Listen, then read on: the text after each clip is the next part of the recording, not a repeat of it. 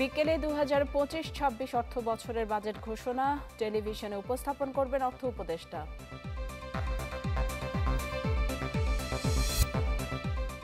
Major Sinha হত্যা মামলায় হাইকোর্টের রায় আজ, সব আসামির সাজা বহাল চান রাষ্ট্রপক্ষ।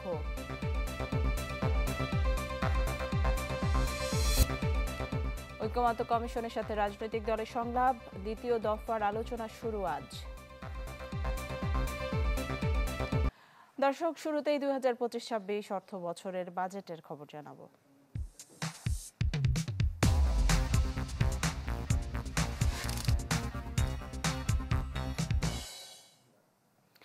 অন্তর্বর্তী সরকারের প্রথম বাজেট ঘোষণা হচ্ছে আজ। এবার বাজেটের আকার ধরা হয়েছে 7,90,000 কোটি টাকা। অর্থ উপদেষ্টা ডক্টর সালেউদ্দিন আহমেদ বিকেল 3টায় টেলিভিশনে বাজেট উপস্থাপন করবেন।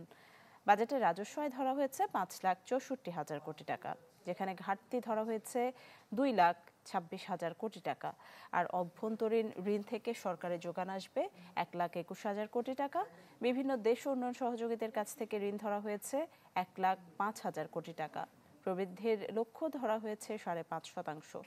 আর মূল্যস্ফীতি 6.5 নামিয়ে আনার ইচ্ছা অন্তর্বর্তী সরকারের।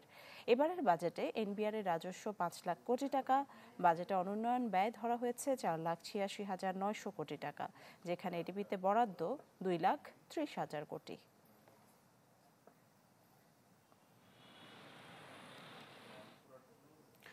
জনকল্যাণের বাজেটের জন্য অপেক্ষা আর মাত্র কয়েক ঘন্টা। তবে সরকার পরিচালনায় যে অর্থ দরকার তা জোগাড় করতে প্রায় 200 পণ্যে বাড়ানো হচ্ছে ভ্যাট ও শুল্ক, বিপরীতে কমানোও হচ্ছে কিছু পণ্যে।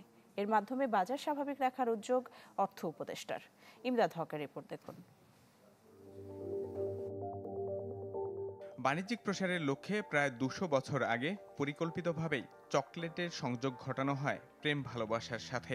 সময়ের সাথে রোমান্টিক সম্পর্কে অবিচ্ছেদ্য অংশ হয়ে দাঁড়িয়েছে চকলেট। কিন্তু মধু সম্পর্কের দারুণ এই অনুষঙ্গে বাদ সাধছেন বিরসিক অর্থ উপদেষ্টা। শুল্কায়নের ন্যূনতম মূল্য $4 থেকে বাড়িয়ে করছেন $10। এতে আমদানি করা সব ধরনের চকলেটের দাম বাড়তে পারে।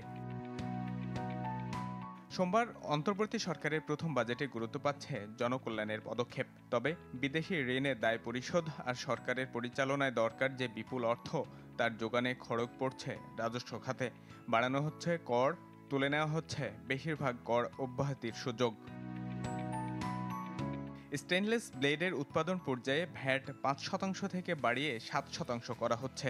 বাস ট্রাকের বডি বানাতে বসছে 5% ভ্যাট। প্লাস্টিকের তৈরি গৃহস্থালী সামগ্রী ও টয়লেট সামগ্রী উৎপাদনে ভ্যাট 7.5% থেকে বাড়িয়ে 15% করা হচ্ছে। দেশীয় টেক্সটাইল মিলে উৎপাদিত সুতার ভ্যাট প্রতি কেজিতে 3 টাকা থেকে বাড়িয়ে 5 টাকা করা হচ্ছে।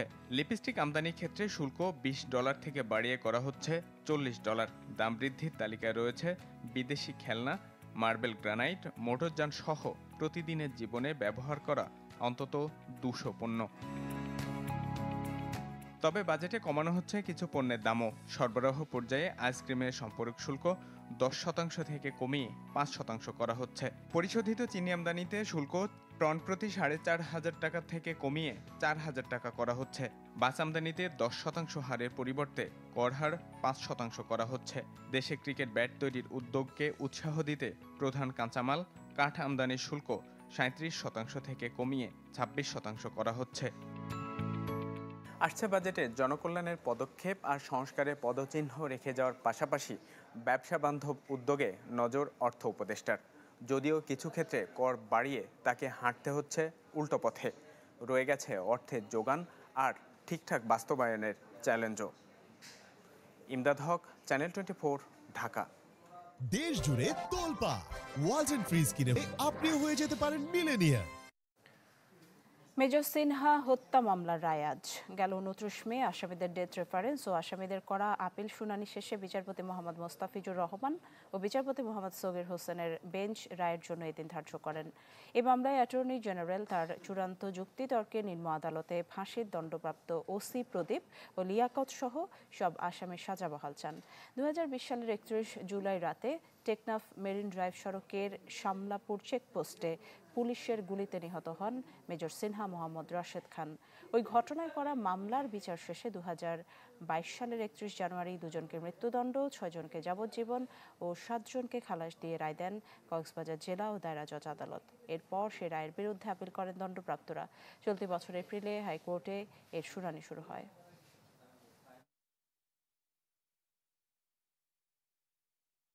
সার্কামস্টেন্সিয়াল এভিডেন্স বলছে সমস্ত সাক্ষীর আনবিটেবল। করবোরেটিভ এভিডেন্স বলছে মেজর সিনহাকে এরা খুন করেছে, কি উদ্দেশ্যে খুন করেছে, কে কিভাবে এই খুনে অংশ নিয়েছে, অংশীদারিত্ব বজায় রেখেছে, সেটা রাষ্ট্রপক্ষ বিয়ন্ড অল রিজনেবল ডাউট প্রমাণ করেছে। এ বিষয়ে আরো জানাতে আমাদের সাথে যুক্ত হচ্ছেন মাসুদুর রহমান। মাসুদ,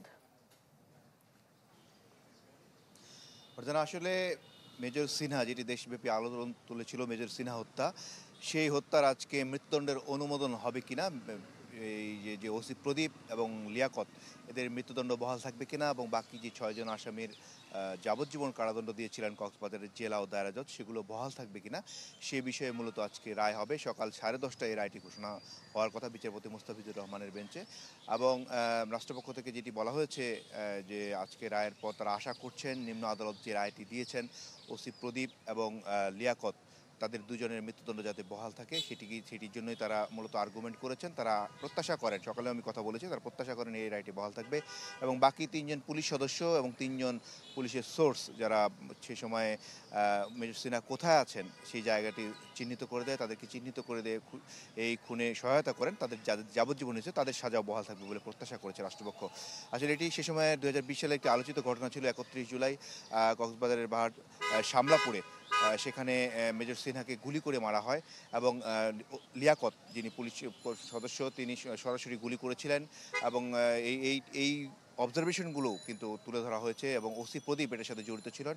এই সমস্ত অভিযোগ তুলে ধরে রাষ্ট্রপক্ষ কিন্তু হাইকোর্টকে বলেছে যে এই মামলায় যদি এই আসামিদের মৃত্যুদণ্ড বহাল না রাখা হয় তাহলে এটি ন্যায় বিচার হবে না। তো সেক্ষেত্রে আসামিপক্ষও কিন্তু বলেছে যে তারা সাজা কমানোর, ওসি প্রদীপের বিষয়ে তারা যেটি বলছে সাজা কমানোর বিষয়ে ওসি প্রদীপের আইনজীবীরা তাদের পক্ষে যুক্তি তুলে ধরেছেন। তো 10:30টায় রায় ঘোষণা করা হবে, শুরু হবে। যদি সংক্ষিপ্ত রায় হয় তাহলে 1 ঘন্টার মধ্যে শেষ হয়ে যাওয়ার কথা, যদি বিস্তারিত রায় দেন তাহলে বিকেল হয়ে যেতে পারে। তো আমরা অপেক্ষা করছি, হয়তো পরে সংবাদে জানিয়ে দিতে পারবো আসলে রায় কি হবে। নিশ্চয়ই আপনার সাথে আমরা পরবর্তীতে আবার যুক্ত হব। দর্শক দেখছিলেন মেজর সিনহা হত্যা মামলার রায়ের বিষয়ে সবশেষ খবর জানাচ্ছিলেন মাসুদুর রহমান। আমরা পরের খবরে যাব। রাজনৈতিক দলগুলোর সাথে আজ দ্বিতীয় দফায় বৈঠকে বসবে জাতীয় ঐক্যমত্য কমিশন। বিকেলে 4:30টায় রাজধানী ফরেন সার্ভিস একাডেমিতে হবে এই বৈঠক। অংশ নিতে আমন্ত্রণ জানানো হয়েছে সংস্কার প্রক্রিয়ার সঙ্গে সংশ্লিষ্ট রাজনৈতিক দলগুলোকে। ব্রিফিংয়ে তথ্য জানিয়েছেন প্রধান উপদেষ্টার প্রেস উইং। এই আলোচনা শেষে সিদ্ধান্ত আসবে জুলাই সনদের বিষয়ে। প্রধান উপদেষ্টার জাপান সফর সফল হয়েছে বলে দাবি তাদের। আশা করেন এর মাধ্যমে নতুন উচ্চতায় পৌঁছাবে দুদেশের সম্পর্ক। দ্বিতীয় দফা যে আলোচনা, যেটা আগামীকাল থেকে শুরু হচ্ছে, এটা খুব শিগগিরই শেষ হবে এবং এই আলোচনাটা শেষে ওনারা জুলাই চার্টার যেটা নিয়ে কাজ করা হচ্ছে সেই বিষয়ে একটা সুস্পষ্ট ঘোষণা দিতে পারবে। বাংলাদেশ জাপানের মধ্যে যেই সম্পর্ক, এটা আমরা মনে করি যে এই সফরের পরে একটা নতুন উচ্চতায় উঠবে। জাপানিজ কোম্পানিগুলো জানিয়েছে যে তারা আগামী 5 বছরে বাংলাদেশ থেকে 1 লক্ষ লোক নিতে চায়। সকাল 10টার খবরে একটা বিরতি নিচ্ছি, আমাদের সাথেই থাকুন। খবরে নির্বাচন নিয়ে মিথ্যাচার করেছেন প্রধান উপদেষ্টা, এমন অভিযোগ বিএনপি নেতাদের। রাজধানীতে আলাদা অনুষ্ঠানে তারা বলেন, গণতন্ত্রের জন্য অতীতে যাদের কোনো ত্যাগ ছিল না তারাই এখন রাজনৈতিক দলগুলোকে গণতন্ত্রের সবক দিচ্ছে। দাবি করেন বিতর্কিত উপদেষ্টাদের বাদ দিয়ে তত্ত্বাবধায়ক সরকারের আদলে উপদেষ্টা পরিষদ গঠনের।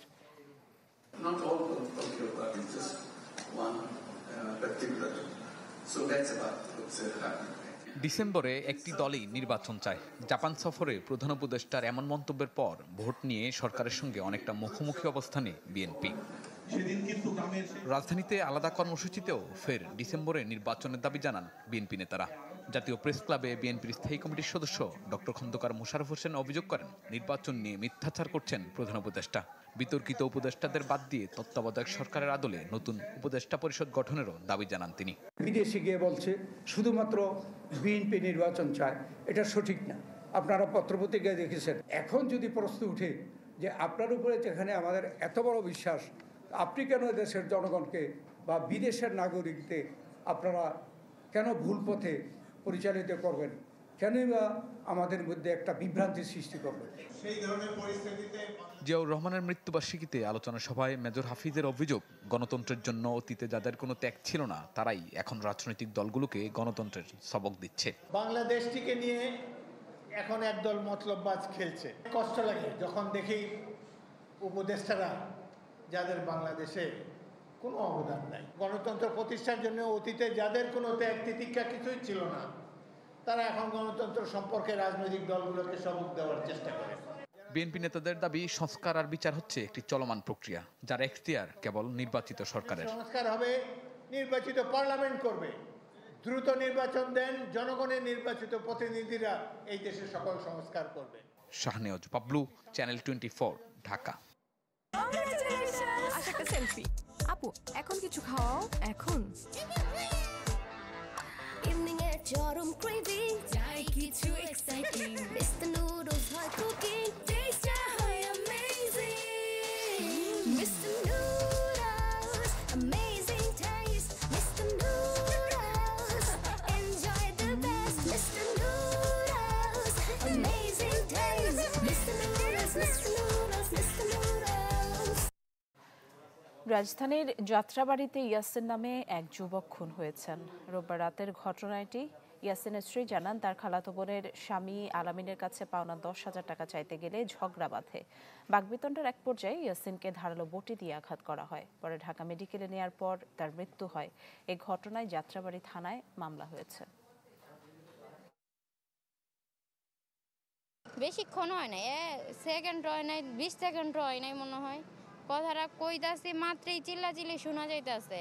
হ্যাঁ স্ত্রী চিল্লাইতাছে আর আমার হাজব্যান্ডে দৌড়ে এটা ধইরা খালি বাইরে হইতাছে, ও শারমিন তুই আমার হসপিটালে নে। ওরা আইতে রাস্তায় মারা গেছে, আমার হাজব্যান্ডে বাঁচাইতে পারি নাই। সংবাদের এই পর্যায়ে সময় হলো আরেকটি বিরতির, আমাদের সাথেই থাকুন।